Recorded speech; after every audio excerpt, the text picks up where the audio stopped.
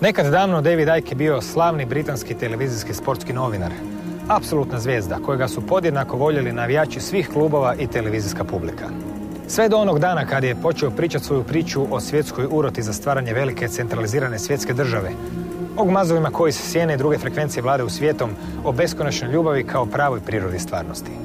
Njegova slava okrenula se protiv njega. Postao je najismijavanija javna osoba u novoj britanskoj povijesti. Danas, nakon 9.11. i mnogih drugih događaja, sve veći broj onih koji se više ne smiju. Mnoge stvari o kojima je Icke pisao prije 15 godina već su se dogodile ili se upravo događaju. Njegove knjige utjecale su na promjenu percepcije svijeta kod tisuća ljudi.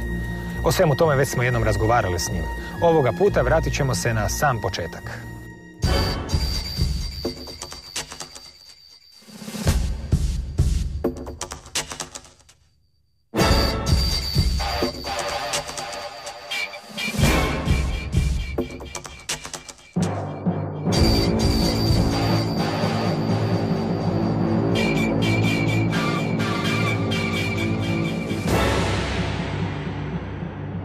David Icke, tko ste vi? Well, I thought I knew who I was once.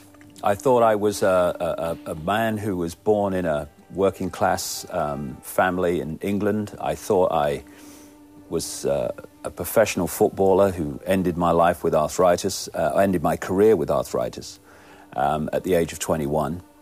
And I thought that then I went on to become a national spokesman for the British Green Party and a national news and sports presenter for the BBC television. But then my life changed in the most dramatic way. In about 1989, I consciously remember strange things beginning to happen. First thing was that whenever I was alone, like in a room, it was like I wasn't alone. There was some presence around me. And I would look around, but there was nobody there. And this went on for months and months and months and months through 1989 and got more and more tangible, more and more powerful. And in the end, I was working for the BBC at the time, and I sat on the side of the bed in this hotel room in London. And I remember saying, if there's something or someone there, would you please contact me because you're driving me up the wall? And then I got on with my life. And a very short time later, matter of a few days, maybe a week or so, I was with my son, who was a little boy then, and I was going to play football with him. And then we were going to have some lunch in the town where we live. And as we went to get some lunch, I was stopped by somebody, a railway worker at the station there, and he asked me questions about football because I was on the television talking about it. After the conversation, I realized that my son wasn't there, but I knew he would be in the shop where they sell books and newspapers. And I walked in, and there he was.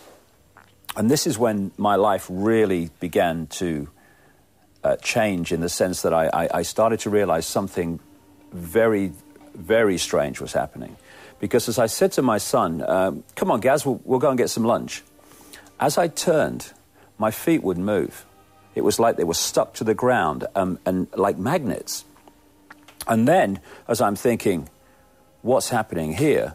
I heard, it wasn't a voice, it was a really strong thought form which passed through which passed through my mind, which I hadn't generated. And it said, go and look at the books on the far side. What? Go and look at the books on the far side. So I'm in, of course, total bewilderment. And I walked through the shop to the books where they have the books. And it was all romantic novels, which is not my scene, really. And then in the middle of it was this one book with a woman's face on it. And because it was so different, I picked it up and I turned it over. And I saw what it was about on the back, and I saw the word psychic.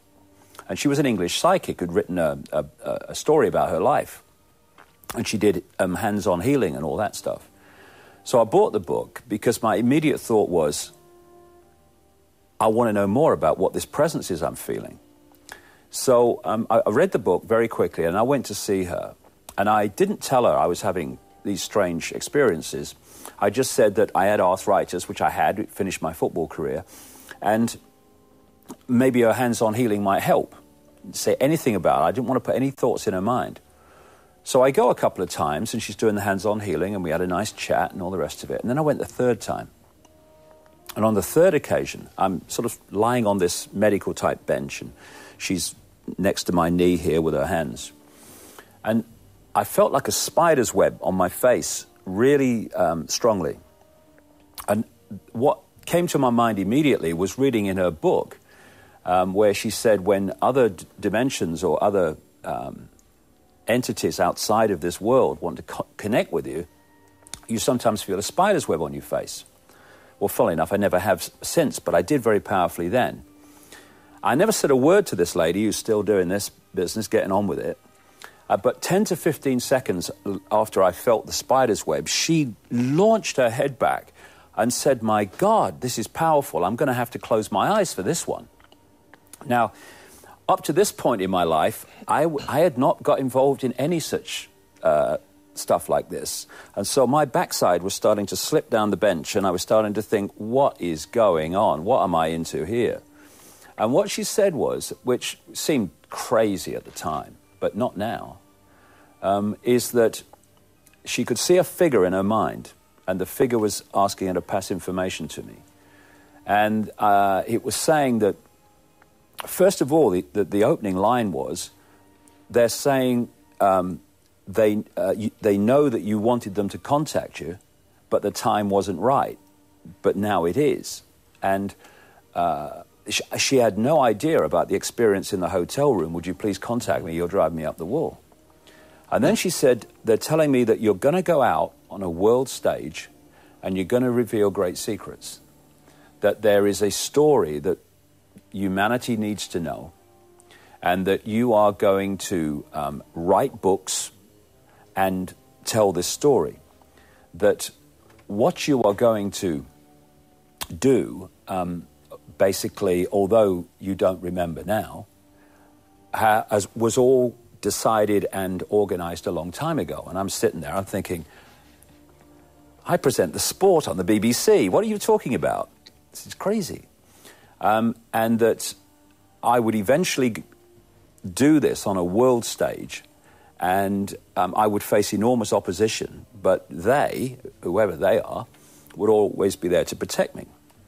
So, and also, this is another important aspect of it, was that there were changes coming in my lifetime which were going to create a massive awakening of human consciousness. So humanity would again remember who and what it really was, rather than living these false, fake identities of being little me and little Joe Public. People would open their minds to this true scale of who we are and where we are. So after that, I went away and I thought, what? Crazy. But something told me there's something in it, but what?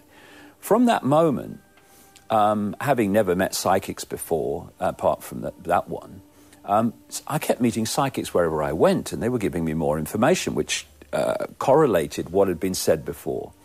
And eventually I wrote a book called Truth Vibrations, which was about the fact that I was told, this vibrational change was coming, this energy change, which was going to act like a spiritual alarm clock and wake people up. Not spiritual in the religious sense, but in the expanded awareness sense. And then, towards the end of 1989, events started to lead to the biggest moment that changed my life. And that was when I started to get this urge from nowhere to go to Peru. And I'd never been to Peru. I'd never thought about Peru. Saw them play in the World Cup a few times. That was it. And then I got on a plane to Peru purely on intuition. And by this time, coincidentally, the BBC had not renewed my contract out of the blue. And so I wasn't working. I didn't have any money, but I had nothing to stop me going. So I went.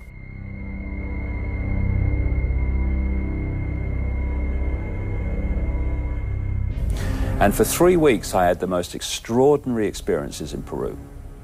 Every day was this synchronistic series of coincidences which would put me in places to learn more information and meet people and understand things, all related to what the psychic said I was going to do. And it culminated when the Peruvian guide who was taking me around Peru, he booked us in a hotel at a place called Puno in southern Peru, which is near Lake Titicaca, the highest navigable lake in the world, so they say. And the hotel was called the Siustani Hotel, named after an Inca ruin about an hour and a half's drive away. And there was pictures of this ruin all over the hotel for obvious reasons. And I kept seeing these pictures, and I kept feeling, I need to go there, I want to go there. So I hired a tourist bus, little tourist bus van thing, and me and the guide and the tourist driver went off to Siustani. And when I got there, it was the most beautiful place. It was a hill with the ruins on the top, a lagoon on three sides, and as far as the eye could see in a great circle in the distance were mountains. Uninhabited. The only people that were there were two children and a llama for tourist photographs, but there were no tourists. So I walked around the ruins for a while, and it was very nice, and then I went back to the bus to go home, and I was disappointed. I thought, the urge that I had to come here has not been matched by the experience, nice as it was. So I got in the bus, and we started to drive away, and I'm just looking out the window, daydreaming away. And about 3 minutes down the road, I saw this mound to my right, and I don't know if it was natural or man-made or what, but I looked at this mound, and as I looked at it, all I could hear in my head repeating was, "Come to me, come to me, come to me." And I'm thinking, what is happening to my life here? What's going on? So I said to the driver, could you just stop? Because I want to go up that mound. And I walked up, and when I got to the top, I couldn't see it from the road. There was a circle of standing stones, like a mini Stonehenge, about waist high. And I walked into the center of this circle, and I looked back to Siustani and the distant mountains. It was a beautiful sight. And then suddenly my feet start to burn. And I felt like I did in the news bookshop, but many times more powerful. My feet started being pulled to the ground. And then I felt like a drill going in the top of my head, and what I now understand was energy going through my body into the ground and another flow coming the other way. And as this started getting more powerful, my body started to shake. And again, I'm new to all this. I have no clue what's going on. And then my arms went out at 45 degrees. I didn't make any decision to do that. And I'm sitting here now with my arms out, and they're already starting to ache. My arms were like that for about, 45 minutes to an hour. In the period that followed, I couldn't measure time because I went into a place where there was no time. Anyway, I'm doing that, and then I heard two very strong thought forms go through my head. The first one was, they will be talking about this 100 years from now. And I'm thinking, talking about what? And the second one, which sounded the most incredible, was, it will be over when you feel the rain. And why that sounded ludicrous was because I'm standing under a piercing hot Peruvian sun with a clear blue sky, not a cloud to be seen in any direction. Anyway, this energy going through my body got stronger and stronger, and in the end I was kind of shaking with this stuff. And I kept going in and out of conscious awareness, in the sense that it was like driving a car, and then you don't remember the last 2 miles. Your subconscious has been driving the car. And one of these times when I came back to consciousness, I noticed that over the distant mountains there was a light grey mist. And as I watched it, it became darker and darker, and I realized it was pouring with rain over the distant mountains. And over the next, half an hour, 40 minutes or so, this rainstorm came out of the distant mountains. And that's extraordinary enough. What made it more extraordinary is people like weathermen, weather forecasters, talk about weather fronts. Well, this weather front was a dead straight line, like someone had drawn it with a ruler. I've described it as like pulling curtains across the sky. And it was coming towards me in this straight line, and there were billowing clouds like dry ice on a stage. But the front was dead straight. And as it came towards me, it was pouring with rain. And I watched this curtain of rain come towards me slowly. The sun was covered eventually. And by this time, my body is shaking like I'm plugged into a power station. And then eventually the rain hit me, at which point it was like everything stopped. And now my arms are agony. I can hardly stand. There's energy pouring out of my hands and my feet. And this went on for about 24 hours, especially with my feet. And from that time, my life changed. I came back to England, and the Truth Vibrations book came out, and I was interviewed on a prime-time BBC chat show. And in that period when I was interviewed, I guess it was about 3 months after Peru. If you'd have asked me what planet I was on, I couldn't have told you probably. What was happening was suddenly information, concepts, understandings were pouring into my conscious mind. And when I look back, it was like pressing too many keys on the computer too fast. The computer can't process that information, so it freezes. And my brain basically froze because it could not process the information that was hitting me. It was like a dam had burst in my head.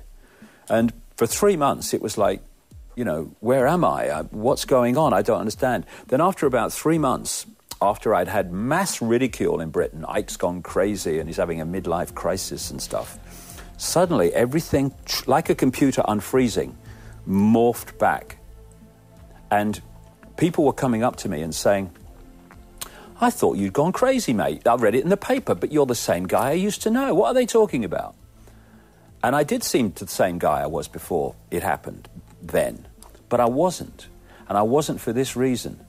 Although outwardly I was the same person again, what I saw when I looked into the world was completely different. I could see things I couldn't see before. Instead of everything being apart from everything, I started to see connections. And some of these connections were connections between apparently unconnected world politicians, events, business, banking, media, ownership, all this stuff. And I start to see a web of deceit and manipulation of the global population that I couldn't see before. And my life then became this explosion of coincidence and synchronicity that was leading me to people and accounts and documents and personal experiences which were giving me more and more understanding of this hidden manipulation.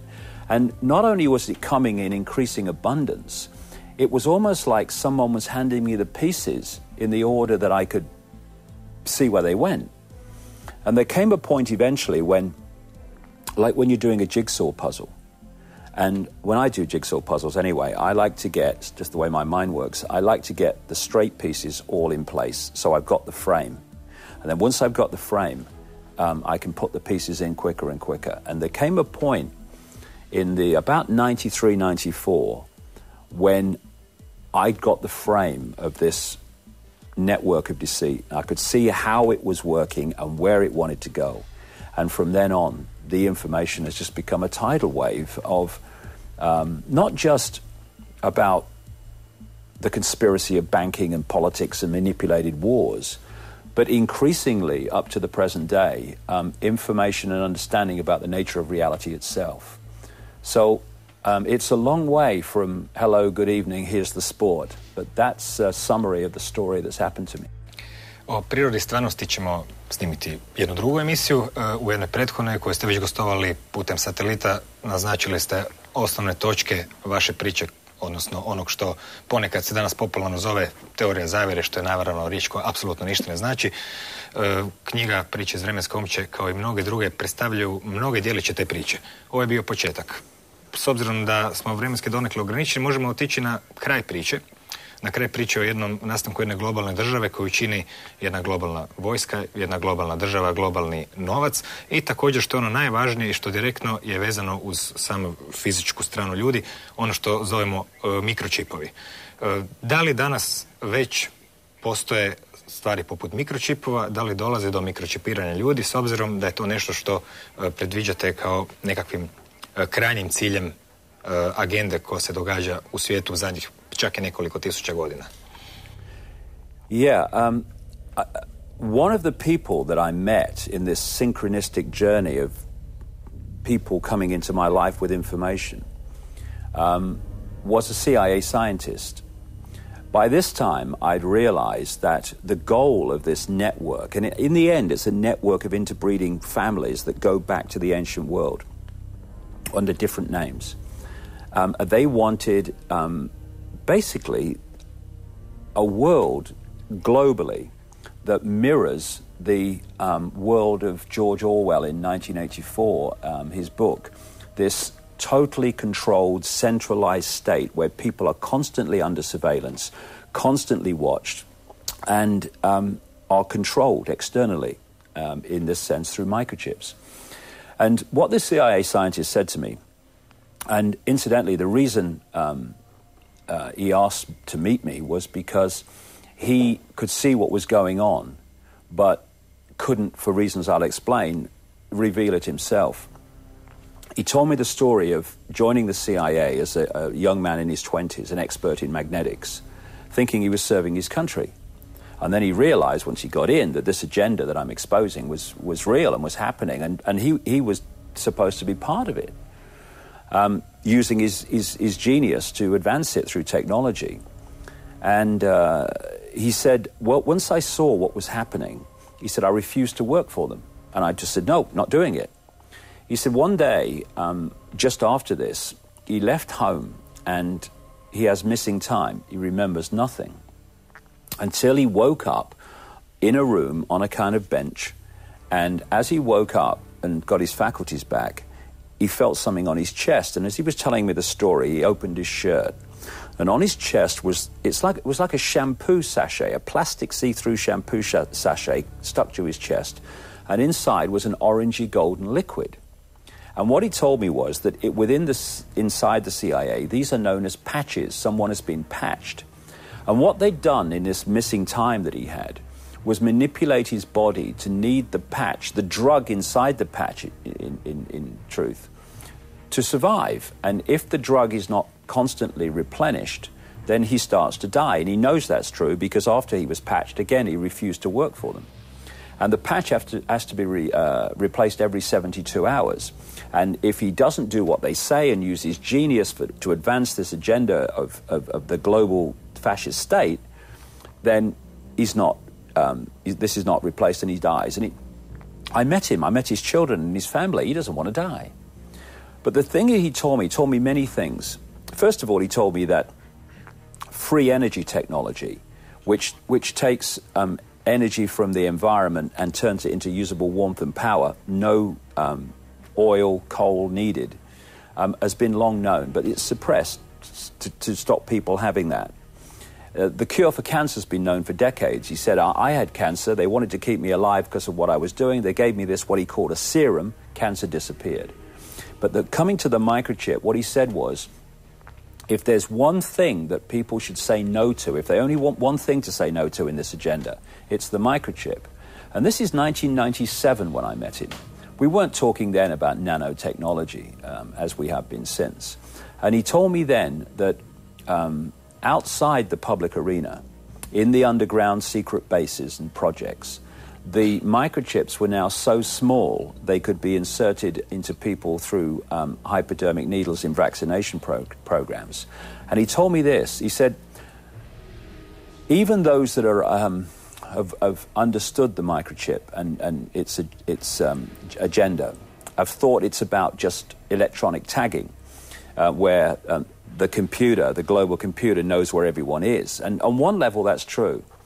But as he pointed out, the real agenda is that once you get a microchip inside you, from externally, they can access that chip and manipulate you mentally, emotionally, and physically. They can kill you from afar. They can make you aggressive. They can make you docile. They can make you think things that you think are your thoughts, but actually they're not, because they've been put in. Because what is a thought? A thought, on one level, is an electrical signal. Well, they can access that through the brain, through the chip.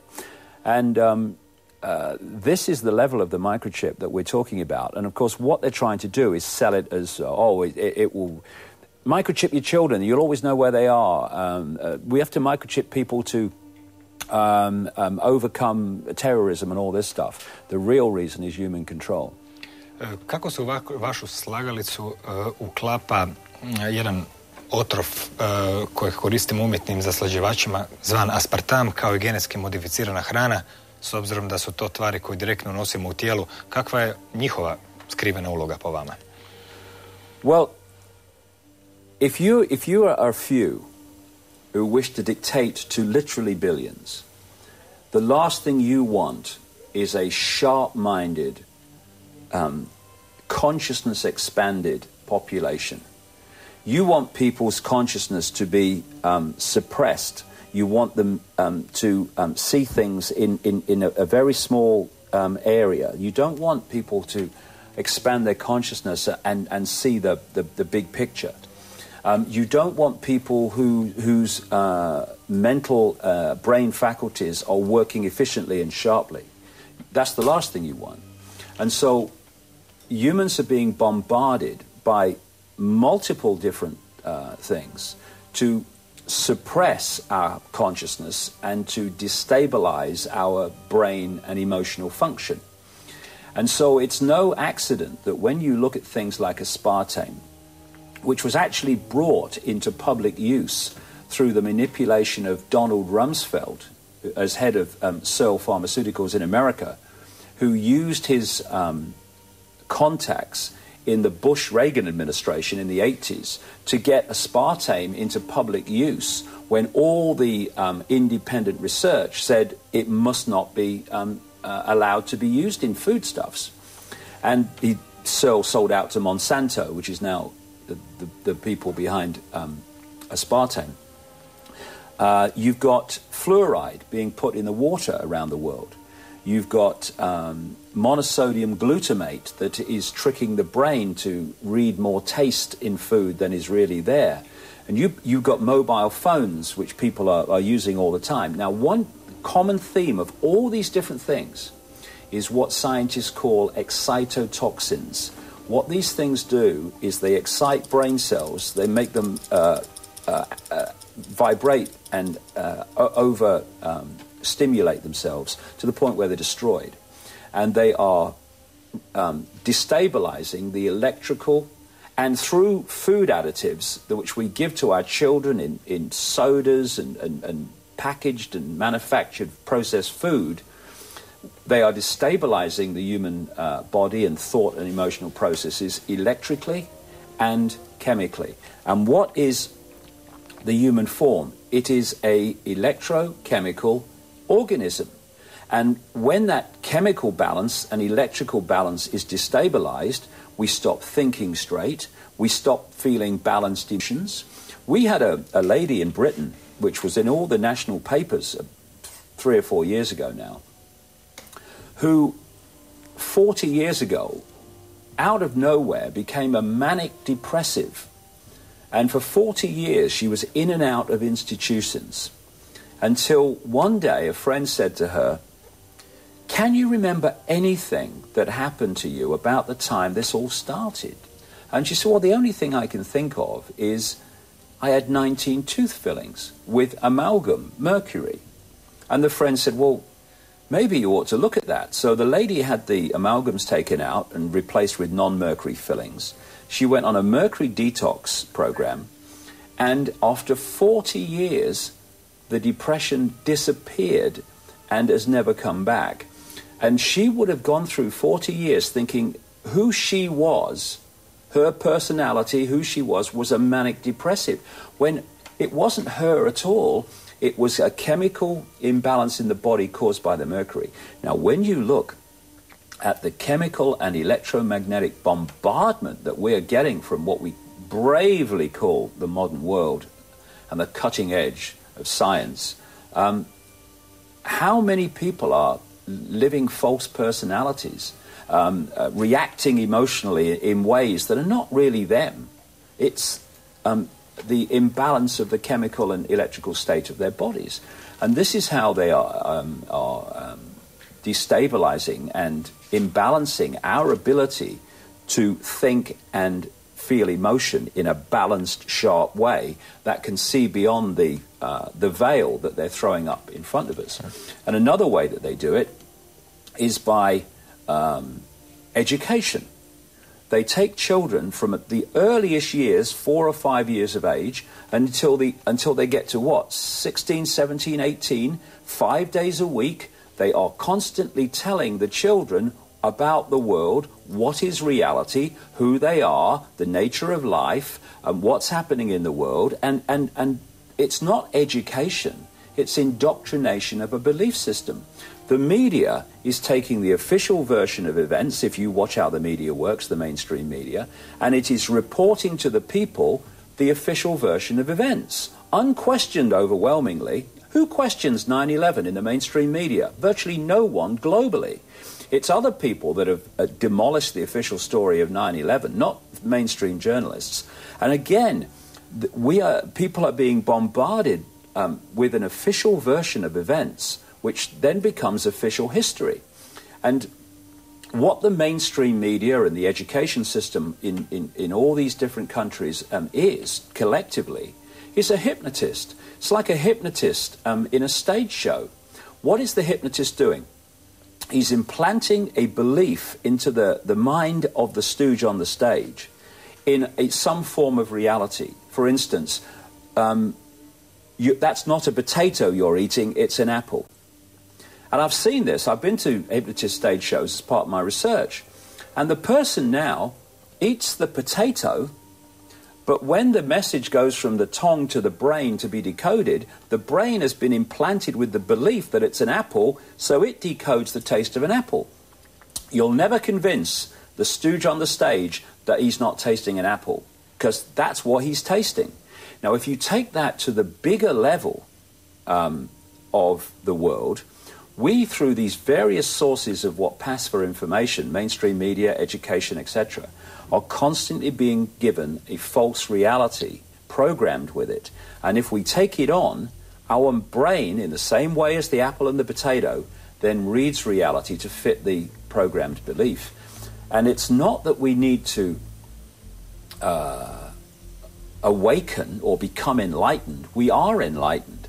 What we need to do is to remove the programming that is keeping us from that enlightenment by programming our minds to see reality in the way that these manipulators desire. And when you look at the way the manipulation works through the secret society network globally, where secret societies connect into secret societies and actually are a one vast web in truth, the higher you go in the secret society network, the more access you get to really, really advanced information.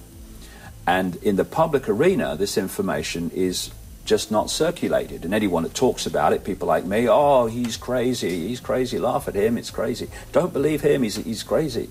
And so what you have is a few people at the top of this network who have a very advanced understanding of how the body works and how the mind works and how emotions work.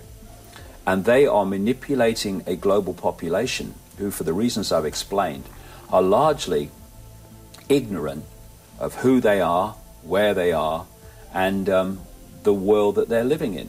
And this is why getting this information circulating so that people can see what has been kept from them all their lives is so important. Because I know from experience that when people hear these other explanations, often they make far more sense than the world they've been told about since they were born.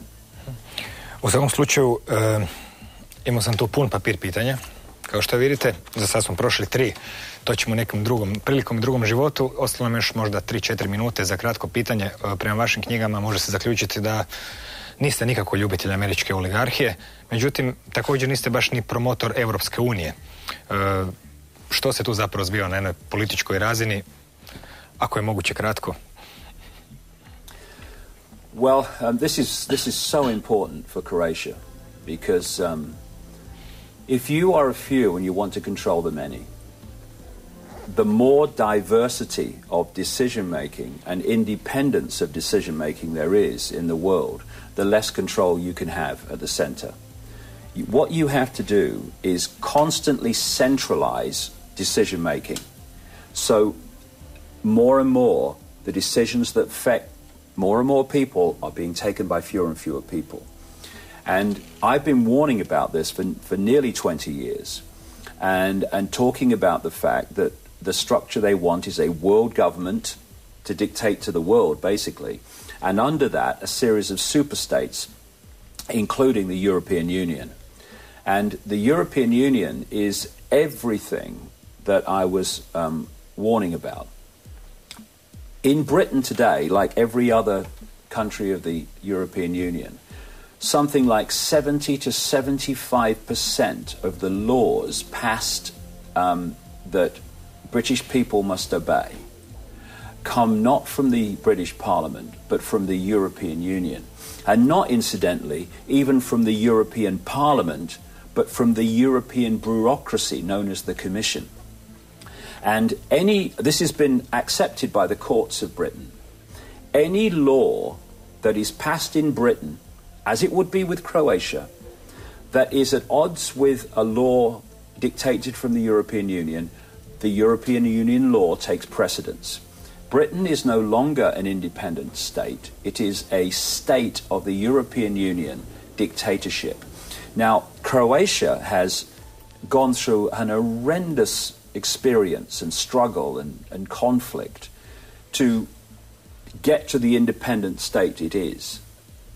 And how ironic that the government is now proposing to give all that away to the European Union bureaucracy just with the waggle of a pen. Because the day Croatia goes into the European Union, that is the end of Croatian independence, because it's been the end of the independence of every other country in the European Union. And Croatia still has the opportunity to refuse to let its government give its independence away. And if it understood what the real agenda of the European Union was, it wouldn't even think about going in. Many years ago, I talked about the fact that the European Union wanted a president. It wanted to be the United States of Europe, centrally controlled. It wanted its own army. It wanted its own foreign minister and policy. All those things have happened or are happening now. And so when you look at the European Union as it is and the control it has, that's only what it has now. That's not the end of it. It wants to impose even greater control. That's the world that Croatia can avoid. Hvala vam puno. Bilo ovo sve za ovu priliku. Prilika će biti još. Ili ćemo ih napraviti. Ako vam ponešto zvuči čudno ili nevjerojatno, korisno se ponekad sjetiti da smo onako naučeni bez trunka sumnje vjerovati u puno čudne i nevjerojatnije stvari. Na svu sreću mogućnost je beskonačno, pa je svako slobodno izabrati ono što osjeća istinitim. Ili bi barem trebao biti, a i vremena barem još uvijek ima u neograničenim količinama. Ali ne i u ovom trenutku. Stoga do sljedeće prilike, doviđenja.